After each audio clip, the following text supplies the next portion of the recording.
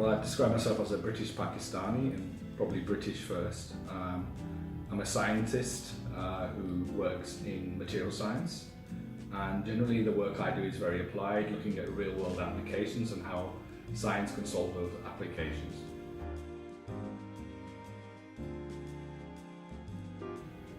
Well, at school I was interested in lots of subjects, and I guess I started thinking about taking a career in chemistry. And after doing a degree in chemistry at Manchester, I thought that I would quite like to do research to see what it would involve, and maybe trying to solve challenges using science. So I ended up getting a PhD, and then, like many people, I went on to do postdoctoral research, and through fortunate events I ended up eventually being a lecturer and a professor. But when you go out on the journey, you never know where you're going to end up, and you just see how far you can get, and I guess I've done quite well so far. Well, I think my parents are my biggest inspiration, and particularly, I guess, my dad. My dad was a person who came over in the 60s from Pakistan. He showed me the value of hard work. He was incredibly hardworking. He was a railway porter and a bus driver, and he was really a great role model to me about being responsible. And he was the person. I mean, growing up in Bradford in the 70s, I can say that it wasn't a great environment for academic learning, but my dad was always there to sort of impress on me the importance of getting a good education if you wanted to have a better lifestyle. So I think if he hadn't done that at a certain age, I think I wouldn't have improved my academic ability at school. So yeah, my dad is probably the biggest inspiration.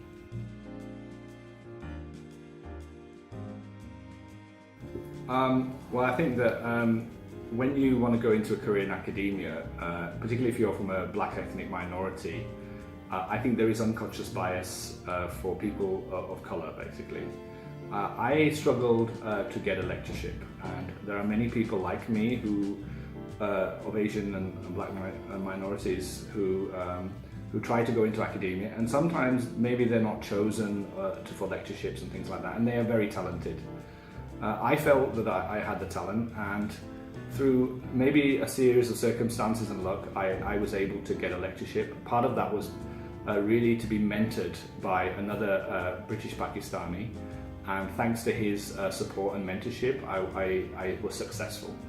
But I think that my journey could have been very different. I could have been pretty much at what I would call a sort of technician level, and I think I know many British Pakistanis right now that actually are not able to get into the top universities. So again, we need to do something about that. That's something I'm actively working on, helping and supporting people who are trying to get up the career ladder.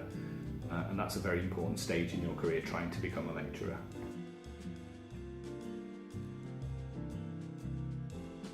I think getting the job at UCL, I mean, UCL is a top 20 university. There are very few British Pakistanis at UCL. I feel immensely proud of that.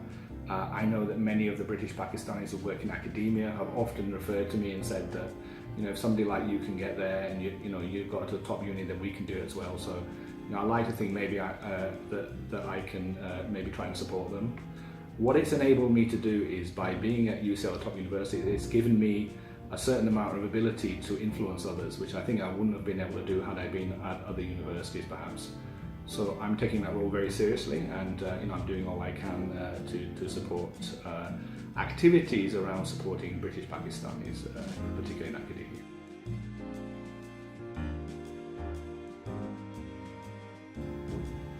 So I also do, as well as doing science, I also am involved in entrepreneurial activities as well. I think I would have started to be doing entrepreneurial work much earlier in my career. I'm not a risk taker, and to be an entrepreneur you have to be a risk taker.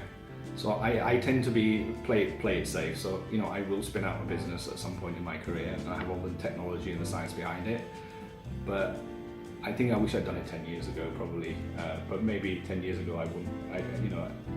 That's what I would have said to myself: is do it sooner.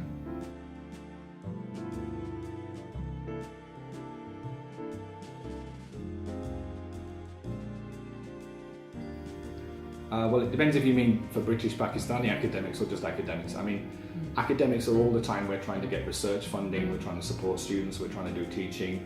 we're trying to do other activities such as global development. So the average academic is not working 9 to 5, we are working Saturday, Sunday and all the hours if we want to really do a lot of good and work.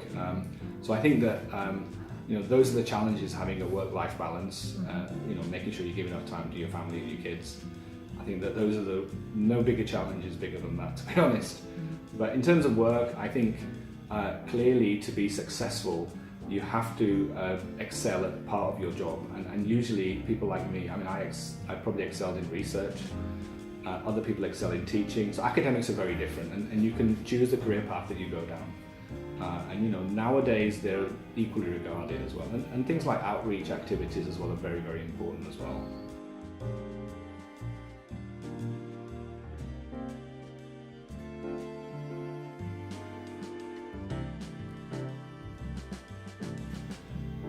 Yeah, that's a tough one. I think, look, the rules apply pretty much to everyone, but if you're a British Pakistani, you probably have to be 10 to 20% better than your contemporaries. That's my belief, okay, because of unconscious bias.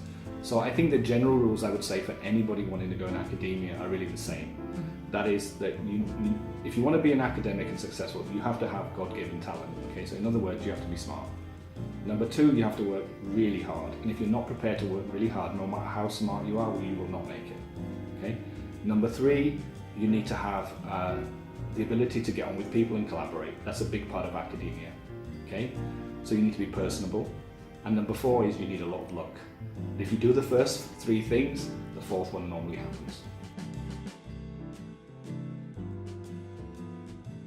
Okay, so if anybody would like to know more about my research group, then you can look on the website of my personal research group, which is UCL, so www.ucl.me.uk, and that will give you an overview of the different areas that I work in terms of material science. And then if you want to find out more about my work with the UK Pakistan Science and Innovation Global Network, which is this is a network for British Pakistani and for British academics to work with developing countries, particularly Pakistan, you can go to the website www.UPSIGN, which is UPSIGN.org.uk.